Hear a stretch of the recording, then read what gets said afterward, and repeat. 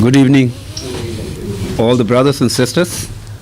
It's a great pleasure to be with all of you today. Just before leaving Delhi, I met Venerable Ratu Abbott and had a meeting and discussion with him and told him that I'm going to New York. And he told me that I must meet the group of students from the Tibet Center. So this is how I end up in here. I do hope our discussion will go well and it will at least benefit you a little bit. That is my sincere hope. As usual, I do pay homage to the Buddha and my lineage masters in the beginning of every lecture. So I would like to do that. Kangi tukze nyersu ne tawatam je pangbe tambe chuni tunzama godam tela chaslo.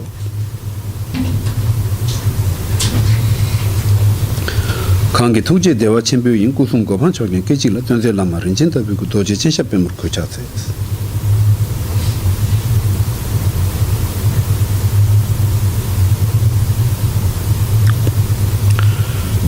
Okay, so for today's discourse, we don't have any kind of a specific topic chosen. So I take liberty to address everything that comes in my mind, and I do hope it will help you a little bit. I do believe most of you have learned a lot from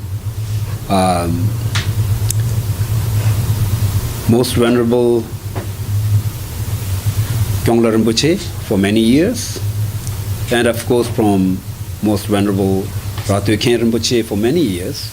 So you are well exposed to the Buddhist teachings, and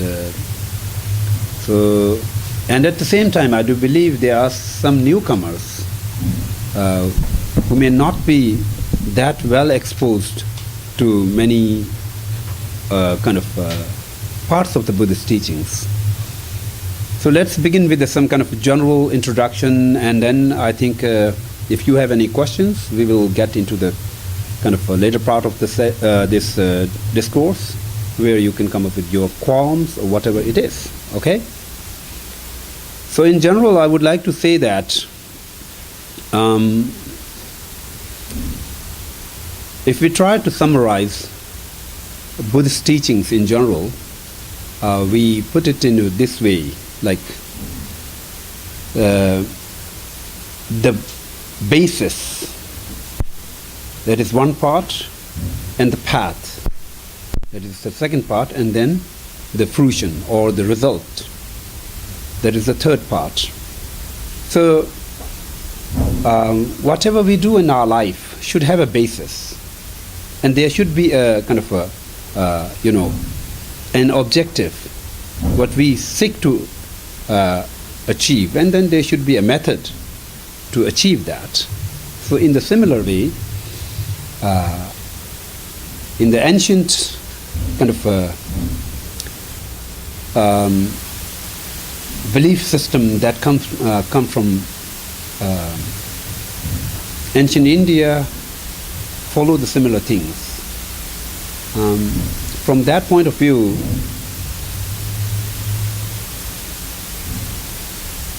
generally we can say that the basis of Buddhist teachings are the two realities or the two truths, which is the conventional truth and the ultimate truth.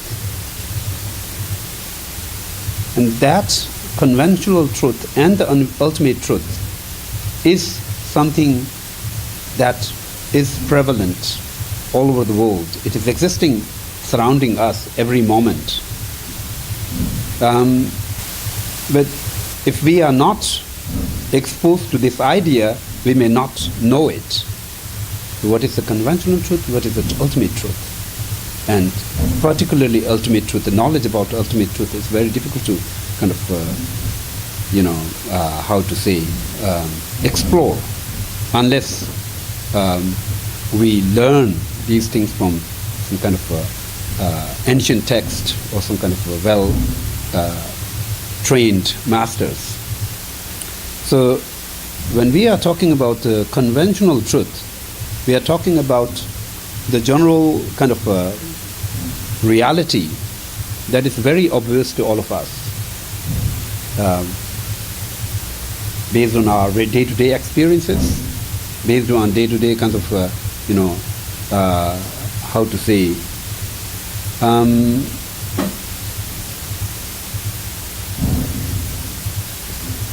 sense experiences. Like in general, we can kind of summarize these things in 4 to 5 different varieties of things. Those we often use in our life, the sense organs, and each sense organs experiences or grasps certain different varieties of objects, like forms, and then sounds, and then kind of tactile feelings, and those kind of things. And so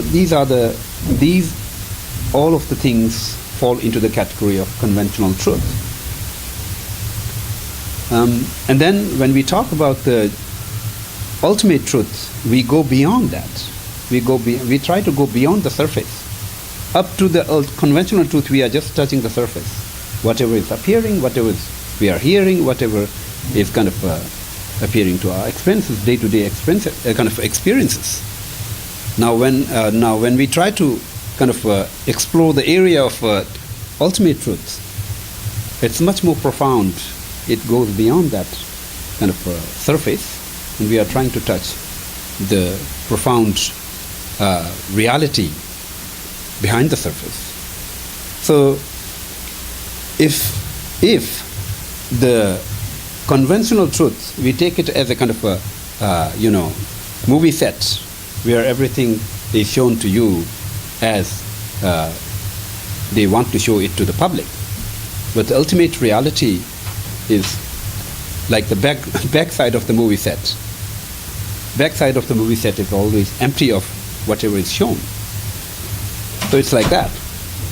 So what happens in our daily life is whatever appears to us, we take it as a kind of absolutely existing, the way that appears. Colors, forms, and beauties, and then kind of good and bad, and kind of favorable taste and unfavorable taste, and those kind of things. But if we really investigate, then we will come to understand it is completely based on the conventionality. Beyond the conventionality, it is just kind of absent of that kind of inherent nature, that kind of inherent and absolute existence, the way it appears to us, the way we take it is existing. So there comes into the picture of comes the kind of understanding of ultimate reality, which in different schools of Buddhist philosophy is kind of explained with the different names. In kind of lower tenets, the lower Buddhist kind of schools of thoughts, it is explained as a kind of absence of self, or sometimes we use the term no self. In the Sanskrit term, we use the term anatma, or in Pali we say anatta. So it is like that. And in higher schools of Buddhist tenets, we use the term emptiness. It's a very common term, emptiness, which is used in higher schools of tenets. Or sometimes we also use the term the suchness, or the ultimate reality, whatever we say. So it's like that. So these are the two levels of reality that exist. There is no third variety of reality, or there is no possibility for a fourth variety of reality. So that is the basis, and it encompasses everything that exists entire universe. There is nothing that it out of these two realities.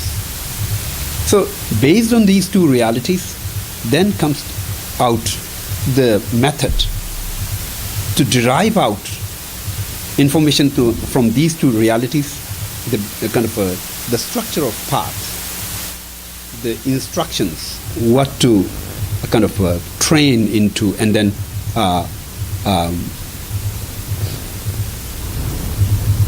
what to try to transform into is needed to be built up. So in here comes into the picture, based on the information of the conventional reality, the side of the path, which is known as method aspect of the path, is derived and built up. And then based on the the absolute, or the in the other way, the ultimate reality, the wisdom aspect of the path is derived and built up. And then when we train into these two paths, the wisdom and the method aspect of the path, combined in a combined manner, then that will culminate into attaining the resultant achievement. That in general we can say the Buddhahood. Buddhahood is a an attainment where someone is fully capable to help any living being, and where someone is completely knowledgeable with the complete wisdom, and completely compassionate, with having the compassion grown to its complete limitlessness. So that is the resultant state. But the resultant state can be further elaborated by dividing it into the different kayas. In general, there is a concept of the two kayas. The Dharmakaya is the truth body, and the form Rupakaya is the form body. So it is generally we have this division of two kayas, and the form body can be further divided into Sambhogakaya, the enjoyment body, and the Nirmankaya, the emanation body. And then at the part of the truth body, the Dharmakaya can be further divided into the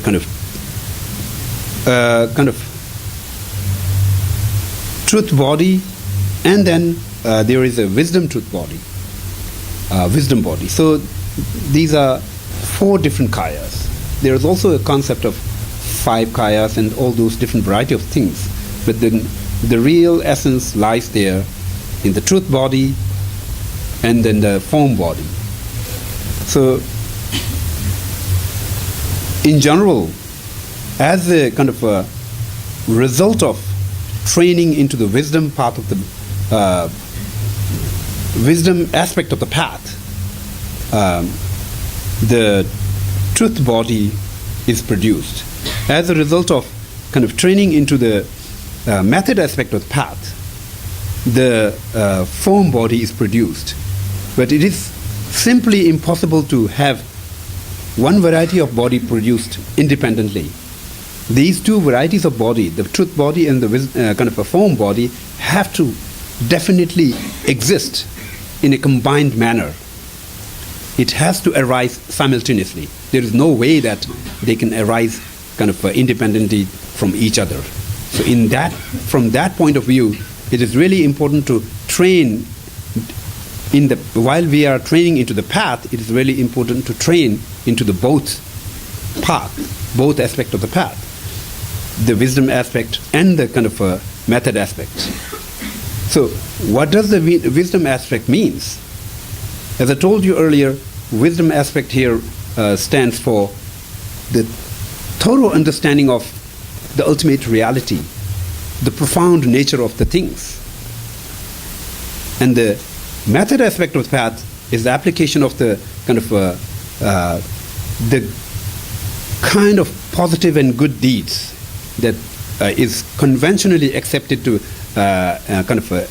accepted to be the good deeds, and then kind of meritorious deeds, like to be caring to other, the practice of compassion, practice of love and kindness, and practice of charity, generosity, and practice of proper morality, and practice of meditation, and those kind of things. So in general, if we try to summarize the Mahayana practices, we can summarize it into the 6 perfections. And 6 perfections can be further summarized into the 2 paths, the method aspect of the path and the wisdom aspect of the path. And out of 6, 4 exclusively fall into the category of the method aspect of the path. And the last one is exclusively the wisdom aspect of the path. The 5th one, the meditation, has kind of certain areas, certain portions of it which falls into the category of method aspect, and the others falls into the category of wisdom aspect, because wisdom cannot be kind of independently practiced without the kind of a practice of meditation and concentration. So it is a kind of how it is kind of connected to each other. So this is a very, very kind of a general overall view of Buddhism. Now, when it comes to the practice of Buddhism, then we have another way of kind of summarizing it. So how we summarize the practice of Buddhism is, in terms of practice of Buddhism, there are these 3 important things. The view. To practice Buddhism properly, we need a proper view. We need a kind of infallible view. Correct view. This is one thing. And then we need a proper meditation, a kind of unmistaken meditation practice. And the third one is we need a proper and unmistaken conduct. So out of these things, though all these things are very important, but most important thing for a common person, for a beginner, is the unmistaken and the correct conduct. When we talk about the conduct, there are different varieties of conduct: physical conduct, vocal conduct, and the mental conduct. In general, we say that what should be a conduct of the Buddhist practitioner? A Buddhist practitioner's lifestyle should be non-violent in general. So it should be kind of free of violence. So when we talk about the free of violence, there are different varieties of violence. Violence at the physical level, violence at the vocal level, violence at the mental level. So we need to be free from all these things. So this is, in terms of practice, the conduct is very important. So to have that kind of conduct, it needed to be supported by a kind of proper view. Why should we kind of practice non-violence? So there comes into the picture the Buddhist philosophical views. What is the Buddhist philosophical view? In Sanskrit, we use the term pratitya samutpad. In Tibetan, we use the term tenjing devarjungwa. But in English, I heard in one of my conferences that a person did a kind of speaker did a little bit of research on what kind of terms they are using in English to kind of present that idea. He told us there are 20 plus different terms used by different kind of translators and different scholars. So this one simple term in Sanskrit and in kind of Pali and Tibetan is so complicated to explain in a kind of a English language, because it's a matter of concept. The concept didn't exist there in the English language prior to the kind of introducing of the Buddhist philosophy. So every time we have to kind of you have to choose something that is already existing there, but it appears like it is not exactly kind of fitting that concept inside there. So that is the problem, and that is a very common problem in translating Buddhism from a kind of an Asian language to the English language, because languages are not kind of not like a kind of materials that we put in front of ourselves on a table. Languages are kind of connected with culture and connected with concepts and thought process and a lot of other things. Those are existing in where those languages kind of developed. So it's very complicated to do that. So from that point of view, it's very difficult to say any kind of how to say accurate word, but normally we use the term kind of dependent origination. This is one term that often used by many scholars and many translators. Dependent origination. This is the viewpoint of the Buddhist. And I used to say to the scientists who create theories, and most of the science is based on theories. You have to come up with some kind of hypothesis, and then it becomes a theory. Then it becomes a kind of those well-established kind of science or something like that. So there, I used to tell them that the theory of dependent origination is a kind of a theory that is all-inclusive. In today's world, the scientists, particularly the kind of theoretical scientists, they are kind of working so hard to build up a kind of one theory which will encompass everything, which will kind of answer all the problems. Up to this point, they have all the different varieties of theories, which can be kind of quite accurate in addressing certain point of things, but not kind of applicable in another way around. Like general relativity could be quite kind of precise and quite good to explain a lot of things, but then when it comes to certain areas, it doesn't apply in the way that it appears to be applying to the other things. But then quantum mechanics can apply a kind of could be quite precise and quite explanative in certain areas, but it doesn't apply in certain other areas. So they are struggling a lot. They have been working a lot on all these years on the string theory to build up kind of a combined theory which can address all the problems, but there is nothing like that. But the theory of dependent origination really addresses all the problems. It doesn't really matter how big the problem is, how small the problem is. If we are trying to address it at a quantum level, or if we are trying to address it at a kind of a universe level, it will kind of encompass everything. There is nothing that will kind of escape it.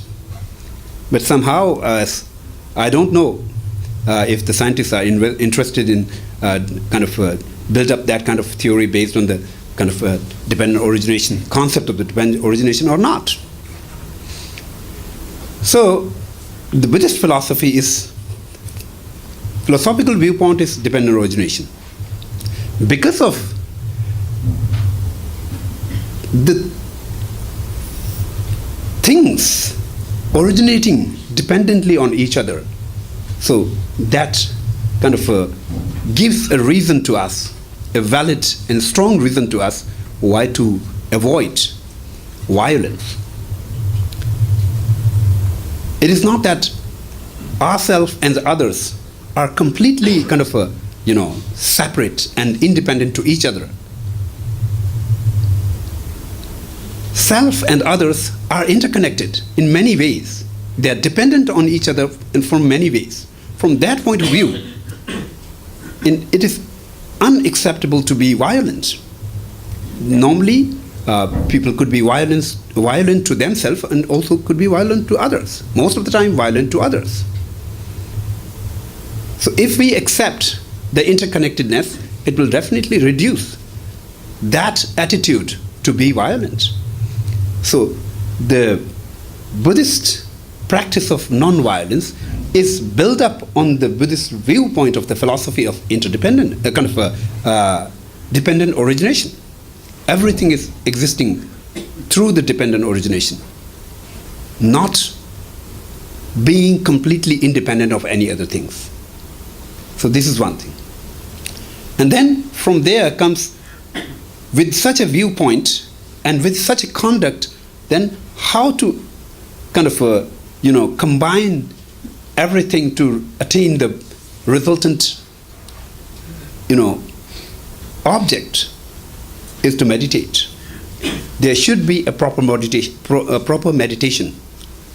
a kind of meditation that is free from any kind of falsehood or falseness. So what kind of meditation in terms of practice a Buddhist practitioner should practice with is a meditation which is free from kind of dullness and which is free from a technical word. We use torpor. This is a very technical word, but how accurate it is to the Tibetan equivalent, I don't know. Or how many Western people know this word torpor, I also don't know. So this is one thing. Another thing is a mind free from kind of overactiveness, mind free from kind of over-agitatedness. These are the two main issues about the meditation. A Buddhist meditation must be focusing on to build up a kind of controlled stability of the mind, which is free from the torpor or the kind of dullness, and on the other side, which is also free from kind of over-agitatedness or overactiveness, and then maintain a kind of balanced focus and then clarity. That is the Buddhist meditation. So with a proper conduct of non-violence and proper maintenance of the mind being controlled, and then with a proper kind of view, if the practitioner train themselves, then they will gradually kind of move forward to attain that objective, to the Buddhahood. So now probably we may come down into, like I do believe most of you are kind of interested in Tibetan version of Buddhism. Now, Tibetan version of Buddhism is kind of quite peculiar compared to general Buddhism. It has its own kind of techniques, which is kind of quite outstanding. So Tibetan version of Buddhism, in general, we can also use the term Vajrayana, or in the English translation, they use the term diamond path. Or sometimes we use the term kind of path of fruit or resultant path. So these are kind of how to say synonyms of same kind of object. We have different reference in our kind of textual explanation. So what is the difference and kind of a unique characteristic of Vajrayana compared to the mainstream Buddhism? Even within the mainstream Buddhism, we have a reference like Hinayana, Mahayana, or in the other ways we can say Theravada and then Mahayana. But Theravada or Hinayana is a kind of a general version of Buddhism based on the kind of commonly given teachings by the Buddha Shakyamuni, which focuses on the kind of practices based on the kind of Four Noble Truths, where kind of existence is understood as a kind of a suffering, and to get rid of that, one has to understand the kind of causes and conditions that produces that suffering, and the person have to kind of learn and then investigate, is it possible to kind of get rid of that kind of suffering through getting rid of those causes and conditions. And then the person sees a possibility. If the causes and conditions come to cease, the resultant suffering will definitely come to cease. This is a law of causation. So there comes into the picture the how to do that. Then comes the path, Eightfold Noble Path. So someone trains into the Eightfold Noble Path, that will gradually culminate into attaining the kind of arhathood. Or there are kind of 4 stages of the resultant states, like stream enterer, and kind of a one-time returner, non-returner, and then the arhathood. That is how the progressively person will kind of move forward, and then finally attain the arhathood.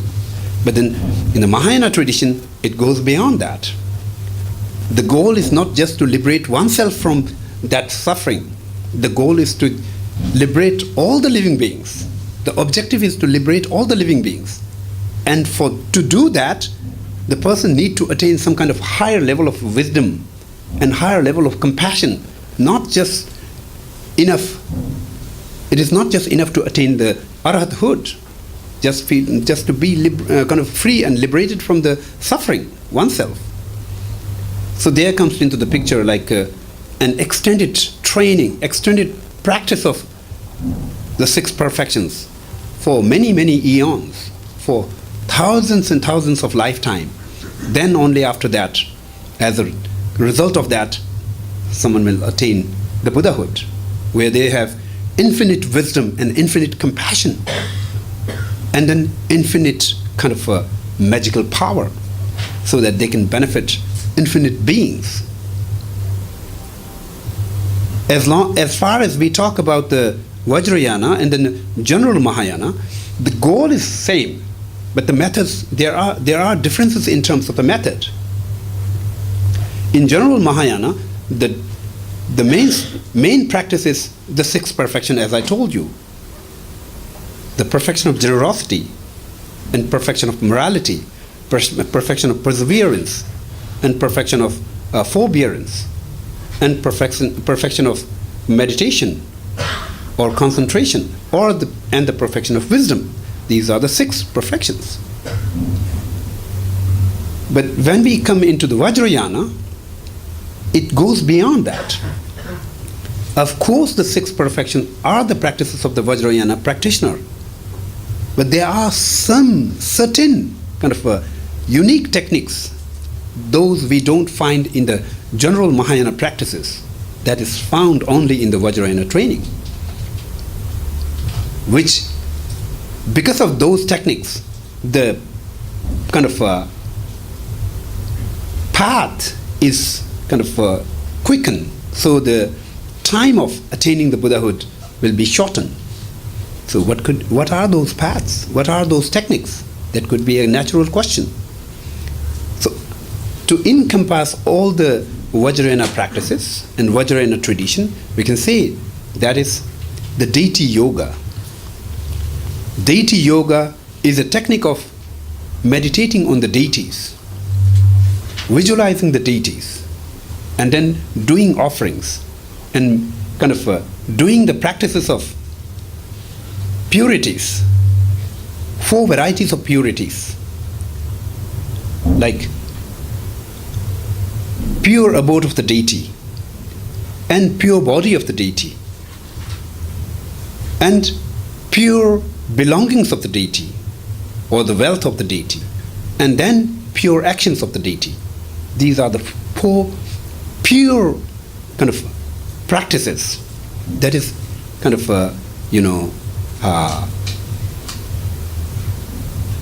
that is employed in the Vajrayana training, which enhances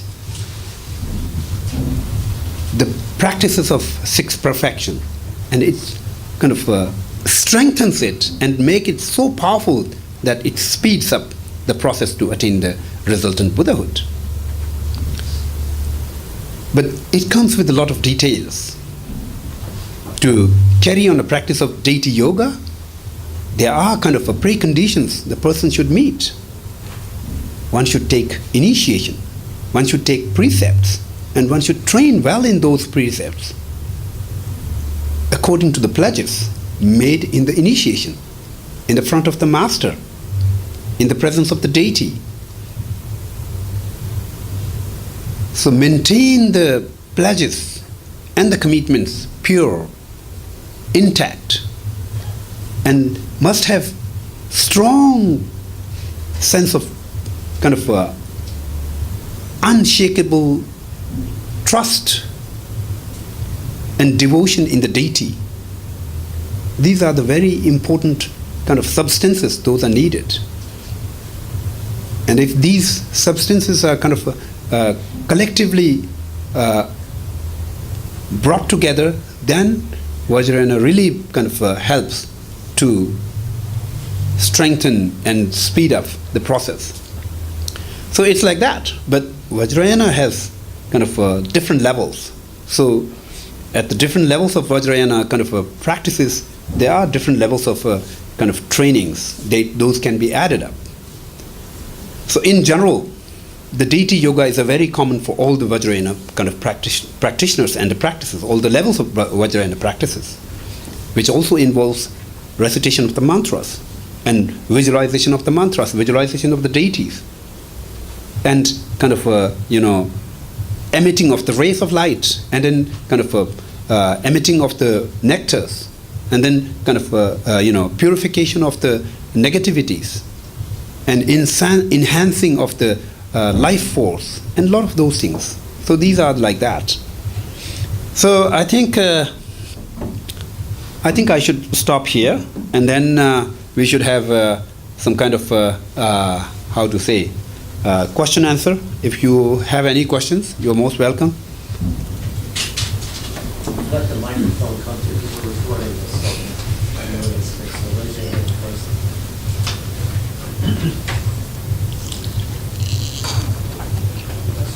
Can't believe it.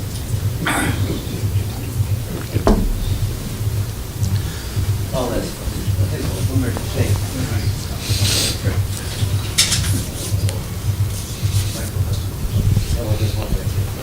Okay. Good evening, Venerable. Yeah, sure. I don't know if this is on. What meditation practice, like anapanasati or metta, what would be your advice for a beginner to practice, to cultivate more compassion, but also stability of mind? You see,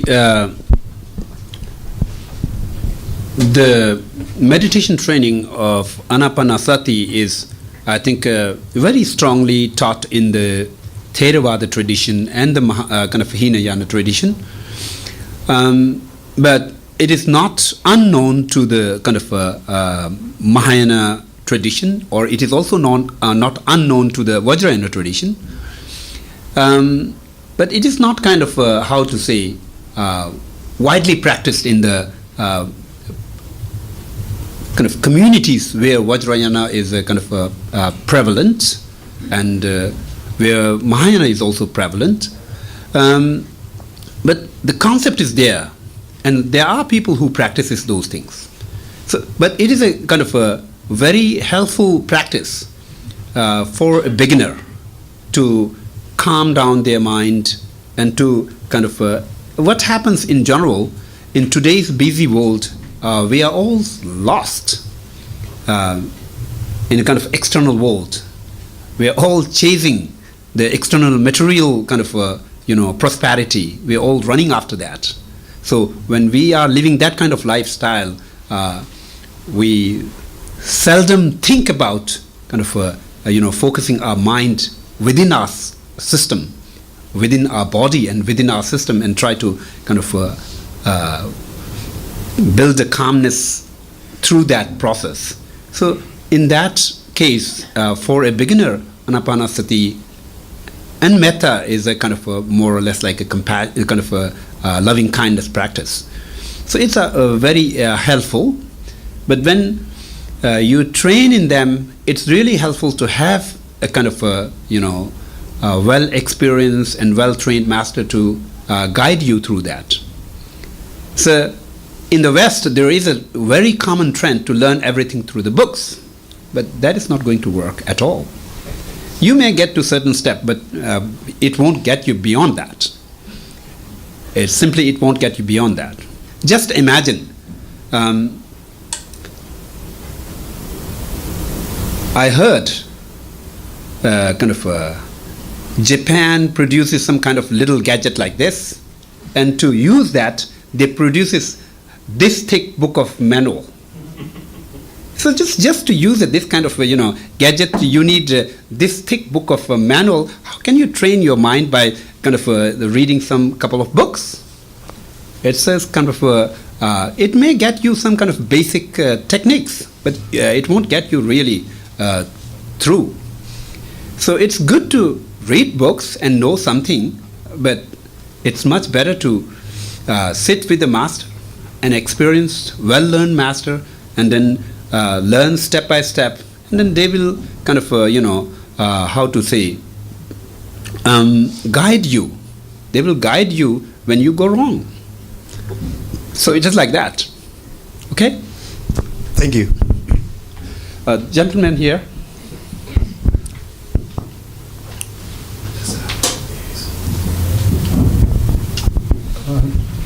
So you mentioned the Sanskrit Paticca Samuppada, and it seems rather complicated. Can you sort of elaborate a little bit?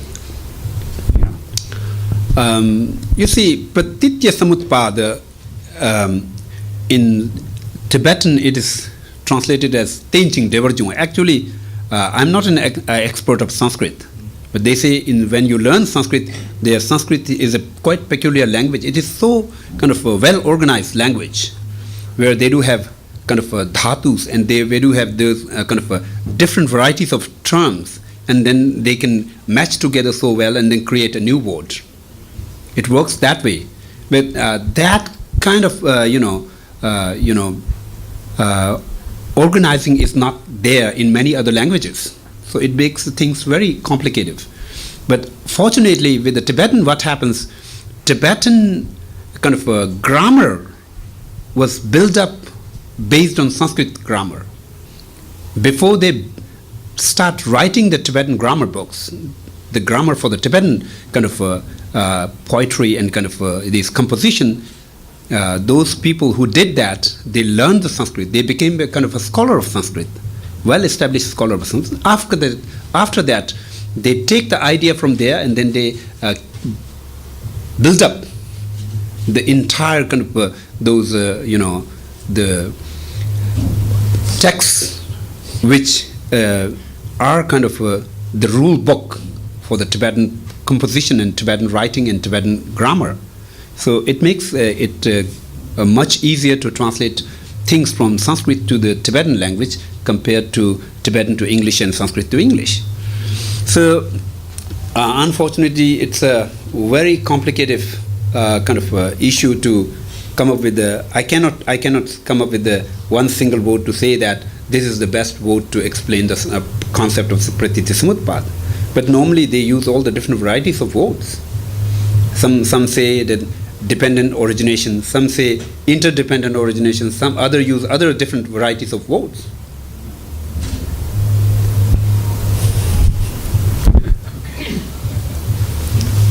Please, the lady. Yeah.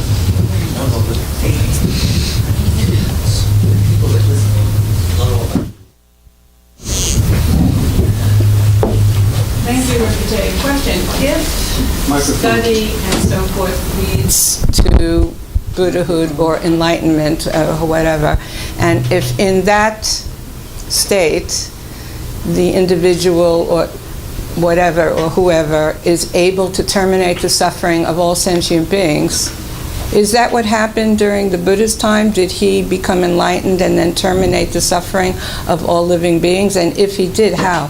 That's an interesting question. Okay. According to the Mahayana teachings, a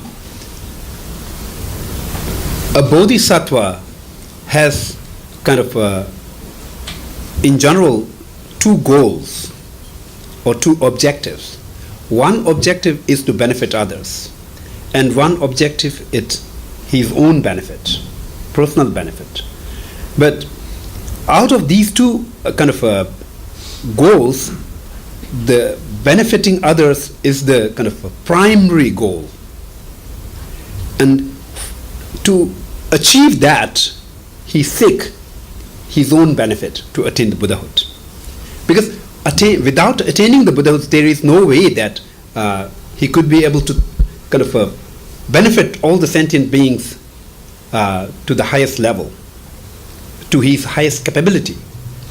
So when the Buddha Shakyamuni attained the Buddhahood, for himself, he has attained that level where he can do infinite benefit to other beings. And of course, he have done the kind of maximum benefit for himself by attaining the Buddhahood. So he has that capability, but it doesn't mean that as soon as he has attained the Buddhahood, all the other peoples are liberated. It doesn't mean that. He has the capability to do that, but the other beings also need some basis. Without the basis, it is impossible. After all, Buddha's functioning is within this circle of cause and effect. So Buddha has this complete potential to help other beings, but others also need certain degree of seed. For an example, if you have a very fertile land and you have all the these fertilizers to produce a a good harvest, but if you don't have the seed, how can you do that? So seed has to be there, and seed has to be in individuals. So if the individuals comes with the seed, Buddha will definitely be able to bring them to that final benefit.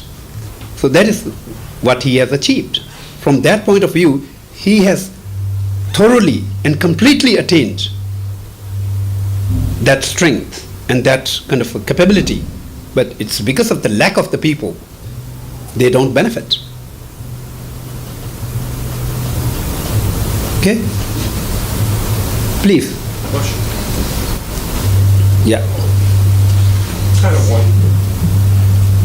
Not working. Kind of wondering, you have different realms, okay? Animal realm, our realm, Yeah. other realms. Let's say you have gone through life and you've passed on and you've gone to a lower realm. Do beings in lower realms, let's say animal realms, do they have the same intellect, reasoning capabilities that we would have to get themselves out of that? Or is that something that we would, as Buddhists, help them with? Okay. You see,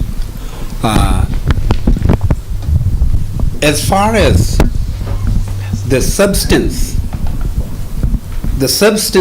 consciousness we are concerned, it is equally distributed to all the living beings as far as the substance is concerned. But if you are talking about on that substance, their capability could be different. Within the human beings, the capability is also different. They could be extremely kind of intelligent person, like child prodigies. It's unimaginably intelligent kids that may become a kind of a PhD holder at the age of 16 or 17.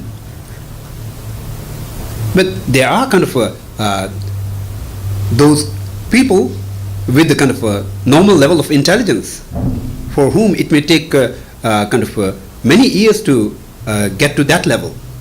So that difference also kind of appears quite clearly within the human beings. So that kind of difference also appears within the different realms. But as far as substance consciousness we are concerned, that is equally distributed. They also have consciousness. They also have this kind of feeling. In general, according to the Buddhist philosophy, they also have this kind of feeling of me. And then if some kind of threat comes up, they feel kind of the fear of me getting destroyed. That. But then, if we talk scientifically, I think the modern neuroscientists have done some kind of research, but their way of doing research is quite peculiar. They say there are certain varieties of animal beings who does have this kind of self-conscious kind of sense of self, but others doesn't have. Like they say about elephants does have, monkeys does have, but the dogs doesn't have. So those kind of things. But that is based on their kind of research method. Research method is something very different. It's a tool. If you are using one tool and then based on that tool, whatever measurement that tool is capable to do, you will just get that result. If your tool is expanded, then your result could be also wider. So science, in certain sense, sometimes it's a kind of a very narrow-minded, because they kind of devise a method and then they just kind of use that method. So it's a kind of maybe I think it will take another 50 to 100 years for science to get kind of devise much wider tools which can cover many things, and then could be able to kind of explain a lot of such things. Please. Hi, Rinpoche. Thank you for coming. I was wondering if you could just speak a little bit about how the realization of emptiness, if a being realizes emptiness, how that's related to compassion, the dependent arising. I just don't see the correlation. You see,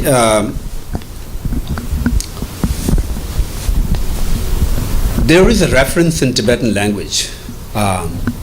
We use the term Tongyi Nyingje Nyingboche. If we try to translate it in English, it becomes like a emptiness with the essence of compassion, something like that. So what happens is the general kind of understanding and the general concept of every common human being is kind of based on this grasping on the self. And the grasping on the self is kind of grasping on inherently existing self. So this self is quite tricky word here. We use the term self quite often, but this self doesn't refer to yourself. It is a kind of a label put on the object of negation, what we negate. It is a label put on object of negation. It has a different meaning, the self. But in the ancient text, in Indian ancient text, they employed the same technique. They used the term Atma to kind of articulate that object of negation. Atma in the Sanskrit language is equivalent to self. But why they use it? I have never seen any kind of explanation in the text. But this is just my kind of how to say, my thinking. It's some kind of a, how to say that, it is my opinion. Maybe they use the term self, the Atma, with that object of negation, because the object of negation, the grasping on the object of negation arises strongest and most kind of how to say,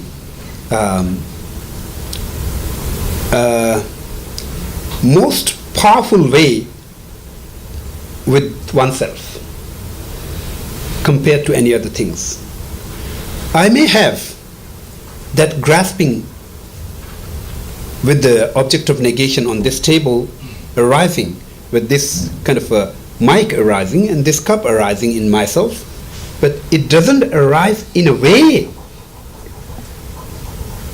To myself, it arises so strongly and so stubbornly.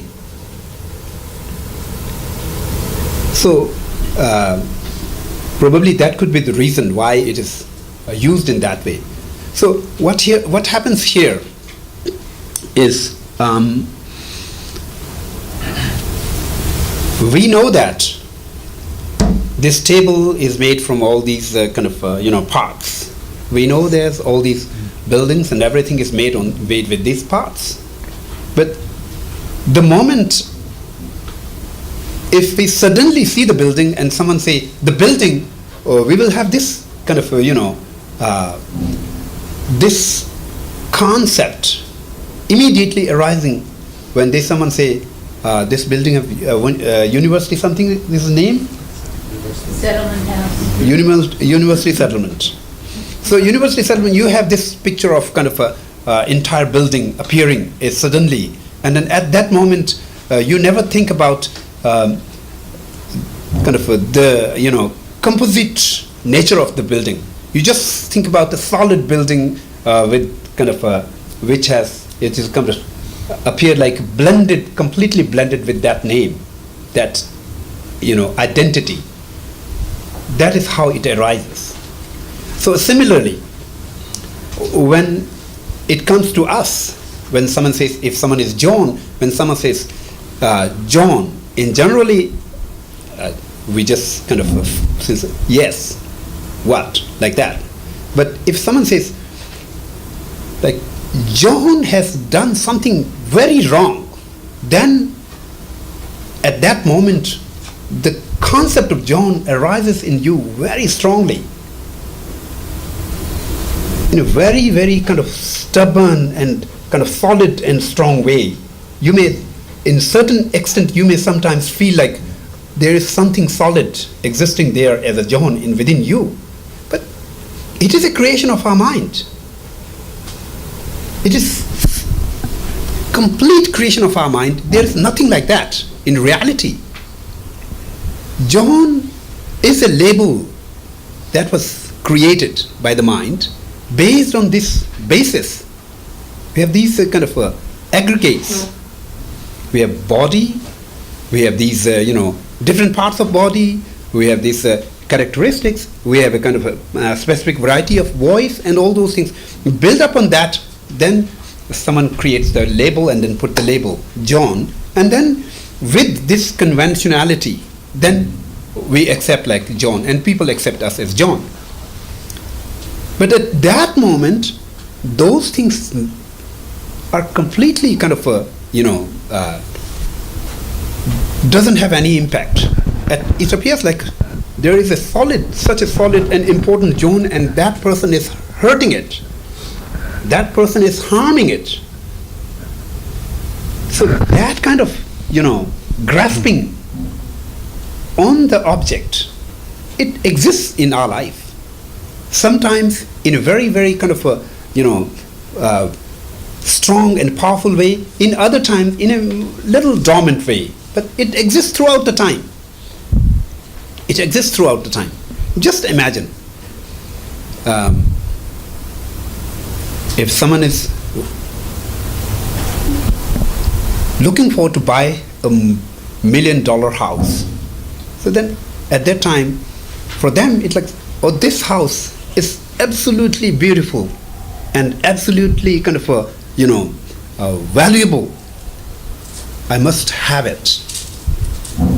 And if someone is kind of bought a new car, and then at that moment, oh, this car is absolutely beautiful and valuable. Those kind of things, But that level of kind of thinking may not persist throughout the time, may fluctuate, but then at certain level, that kind of, even if it could be in a kind of a dormant level, but it will sustain, it will remain there. We will never give up the idea like there is a kind of inherently existing car. So this is the object of negation, which we identify as a self. So that is not existing. All the things that is surrounding us is kind of absent of that nature, absent of that inherent nature, which we constantly kind of perceive in it, which constantly appear to us in that. But that appearance is not kind of, how to say, reliable. It is not a kind of a true appearance. It is a kind of fabricated appearance because of mistaken notion, because of the ignorance. So then what happens? As long as that appears, I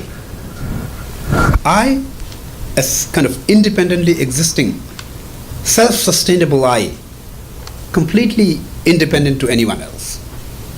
And then others, independent to myself. And then if that is enemy, an absolute enemy. And if it is a kind of friend, absolute friend. So, but is there an absolute friend or absolute enemy? In reality, no. Enemy of today could be the best friend of next year, who knows? A best friend of today could be the worst enemy of next year, who knows? It is all based on the convention. It is all based on kind of a, exchange of few votes and exchange of goodies and exchange of kind of harms. So there is no absolute enemy, there is no absolute friend. So things are all interdependently existing. Things are existing through the process of labeling, process of convention. So if it is like that, then why should we harm them? Does it make any sense, harming other beings? Is it better to kind of care for them? Does it make any sense to care for them? Why doesn't those people that we ignore, why doesn't we care for them? Isn't it good to care for them? If we use that kind of logic, that kind of contemplation, we will definitely establish caring for other is better for our own self. So if we have a deeper understanding of emptiness, it will help us to reduce the afflictions, reduce the kind of harmful negative emotions. When that happens, that will help us to kind of strengthen compassion, love and kindness. So that is how it is kind of connected. It is not like, it is not connected at all. But it is really important to kind of, use the wisdom with the right kind of supporting factors, unless it won't happen. Okay? Please. The gentleman here. Just playing off what she said, are they independent of each other, wisdom and compassion? I mean, can you achieve wisdom, emptiness, and kind of separate or put to the side compassion, or are they so linked together that you can't achieve one, you can't achieve wisdom without understanding of compassion? Or are they separate? And then one, as you said, once you achieve wisdom, you then apply it to other people. But in developing wisdom, and emptiness. Can you separate that from compassion? Yeah, classical text explains about two varieties of things.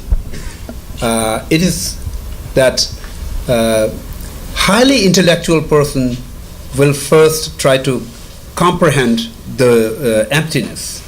Once they are convinced that things are absent of inherent nature, and that will help them to to train themselves into the compassion. And then after that they train themselves into the compassion and then combine the both practices and move forward. But then a person with a lower level of intelligence or intellectual capability, for them it is much more better to train themselves into the compassion path first, and then once they are quite well established, then gradually move towards the wisdom. There is those kind of things are there. So I think it does apply even in the today's modern world. Because what happens according to the classical texts, it says that highly intellectual person, you cannot convince them to do something unless they understand it thoroughly. So for them, it is very important to understand the true nature of the phenomena, true nature of the things. Once they thoroughly understand that, then if you teach them the compassion aspect of the path, then it will make sense to them. Because of this true nature of the reality, and it makes sense to train into the compassion, and then they will move forward with that. But for a person with a lower level of intellectual capability, for them the grasping and understanding, comprehending the true nature of the phenomena could be quite challenging. So for them it is better to train into the compassion aspect of the path first. So once they are well established in that path to a certain extent, then gradually bring them to the learn the wisdom aspect of the path, the true nature of the phenomena, and that will combine with that wisdom, and then they will excel. Okay, please. Yeah? Yeah, the lady.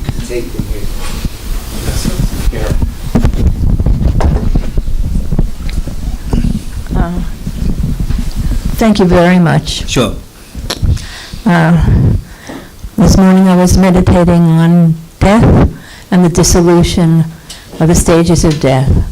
And what I keep struggling with is understanding what happens with the dissolution of consciousness. If I understand it correctly, and I'm running this by you because I've been reading science fiction since I was 12, and I very much believe in magic as a result of that. But so where I went was thinking about the consciousness that rides the winds of particles, the more gross levels, and how then we get to more and more and more subtle levels where there's a consciousness that I guess has to be still moment by moment, but the winds are no longer of any materiality whatsoever, but exists. And then that becomes the magic that the Buddha can use to do all of the wonderful things that he can do for us. So could you tell me some more about the magic? You see, this concept of consciousness getting subtler and subtler and subtler, this concept, this is quite unique technique taught in certain specific class of Tantra. It is not basically this kind of technique you will never find in a mainstream Mahayana literature. You will never find it. It is only available in a confined version of literature that belongs to the highest Yoga Tantra. even in the lower version of Tantra, we don't find it. So if you have taken the initiation in that kind of a specific class of Tantra, and then you are exposed to that idea, it is good to follow that. But it is not advisable to everyone to follow it. So that is something that I would like to say. So based on every different level of Tantra, they do have their own version of explanation of the things. So according to the according to the general Mahayana Buddhism, Buddha used to perform the miracles, and it is commonly accepted in all the Buddhist schools of thoughts. Buddha was performing miracles, but how he performed miracles, the explanation may differ from one school to another. So it is because of the differences in terms of philosophical viewpoint and the standpoint of each schools of thoughts. So in highest Yoga Tantra school, the subtlest variety of mind is the source of all the functioning. But it is not that it is directly coming from there, and the subtlest variety of mind manifest the less subtle, and then gross, and then gross, and then gross, and then in that, that will manifest all the different varieties of miracles. That is how it functions. So that is needed to be understood in this sense. So, okay, so we are going to take one last question. Yeah. Thank you, Rinpoche. It's a little bit along Carol's lines. Could you talk about reasonings for proving or disproving past and future lives? Okay. You see, reasoning to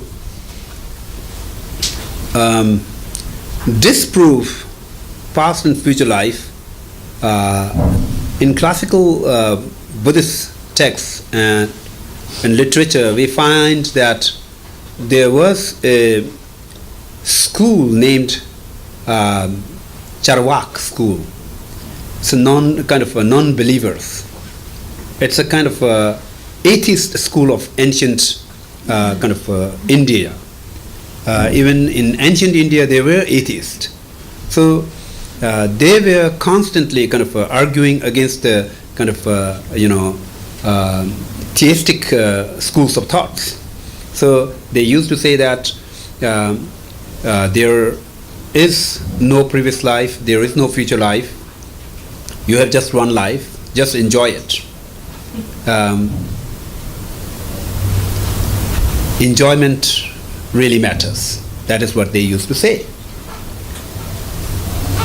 So, and they used to say that there is no cause and there is no result. It is just the nature that produces the things. If there is a cause and there is a kind of result, then who makes the thorns so sharp? No one has seen someone sharpening the thorns. So those kind of reasonings were there. But then against that, all the different theistic schools. Can we say theistic? I don't know. It's a complicated language and complicated term. There is also a monotheistic and all those different terms actually within the philosophers in India. They used to they used to group the schools of thought into two groups. They used to say that mostly those Indian philosophers who has who have little bit more tilting towards the Hindu and Vedic schools of thought, they used to say that Gnostic and Astic, they used to divide the Indian philosophical schools of communities in two categories. Gnostics are those who doesn't accept the the authenticity of the Vedas, the validity of the Vedas, who doesn't accept that. And then the Astics are those who accept the authenticity of the Vedas. So Buddhists and the Jainists are the Gnostics. They doesn't accept the authenticity of the Vedas. And all the rest of them were the Astics, Buddhists, Jainists, and then there's Charvaks, the atheists, these three groups. And the rest of them are the Astics, who accept the authenticity of the Vedas. So what does it mean? They mean that Vedas are valid statements that is existing eternally. That is their way of thinking. Vedas are valid statements that is existing eternally. It was given by the God, or it was produced by the nature. It was there. But the Buddhists, atheists, and then the Jainists, they didn't accept it.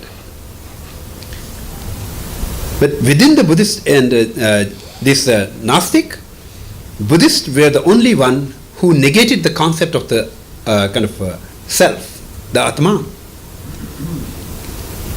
Jains, they have no problem with the self. They accept the existence of the self. And then the atheists also, the Charvaks, they accept the concept of the self. So it was like that. So the Buddhists have this reasoning to prove that there is a previous birth, there is a future birth. The most important reasoning of proving the existence of the continuity of the births is through the continuity of the consciousness. So they try to prove the continuity of the consciousness before the first moment of consciousness that is detectable to a common human being.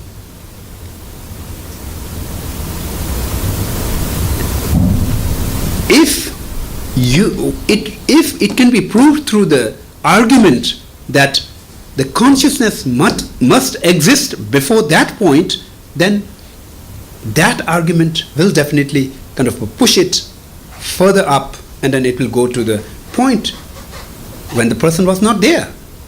So that is the way that how it is proved all the way to the existence of the previous birth.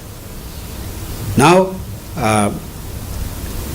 once you can prove that, once the person's consciousness can still continue, it has a continuity even after the death, then it can also produce, prove that there is a continuity, there is a life after the death. So this is but there are multiple reasons. One is through the habits. Another one is through the existence of the organs. Yeah, sense organs. And then continuity of the consciousness. So these are the different varieties of reasons those were used in the arguments. Through the arguments, it's proved that there is an existence before the this life, and there is going to be an existence after the death of the person here. So that is how it works. Okay? So we should do the dedication here. Okay? Thank you.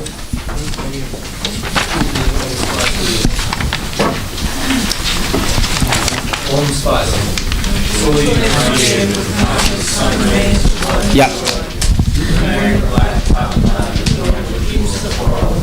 O Lord, granting all wishes for longevity, bestow upon glorious three secrets and festivity of immortality. To the Lord of Speech, victorious Tsongkhapa Ngawang Lobsang, processor of the teachings and realizations comprising the countless rays of doctrine, Sheduk Tempe, great lamp skilled in illuminating the space-like minds of blessed beings, Dome we make applications. Enriched with the treasure of the both Sutra and Tantra, ruling over the world of four tenets by means of the golden wheel of two wisdom, may you remain firmly as a peerless scholar, clad in the saffron robes of consciousness, saturated with the essence.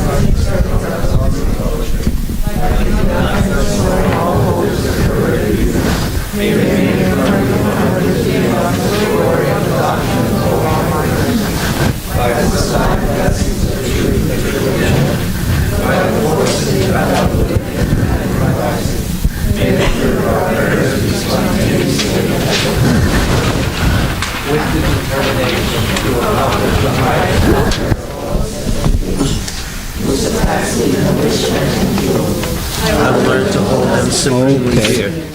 Whenever I associate with others, I've learned to think of myself as the lowest amongst all.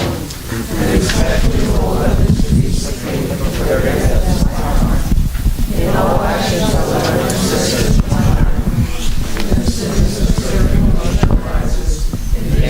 myself and others. I will firmly face and avert it. I will learn to cherish ill-natured beings and those oppressed by strong symptoms, as if I had found the precious treasure difficult to find. When others out of jealousy treat me badly, with abuse, slander, and so on. Victory to them. When one who I have benefited with great hope unreasonably hurts me very badly, I will learn to view that person as an excellent spiritual guide. In short, I will learn to offer to everyone without exception all help and happiness directly and indirectly, and especially hope to myself all harm and suffering of my mothers. I will learn to keep all these practices undefiled by the stains of the 8 worldly concerns, and by understanding phenomena as like illusions, be released from the bondage of attachment. Rinpoche, thank you very much. You gave an entire course of Buddhism. You really answered a lot of questions. I hope this is the first of many visits, and Thank you. thank Nikki for putting this all together from long distance from India. And of course, thank Chögyam Rinpoche, who came through the hills of Tibet to come here and form this center 45 years ago or so. Amazing. Thank you so much, Rinpoche. Thank you. What a great job. Thank you. I really appreciate it.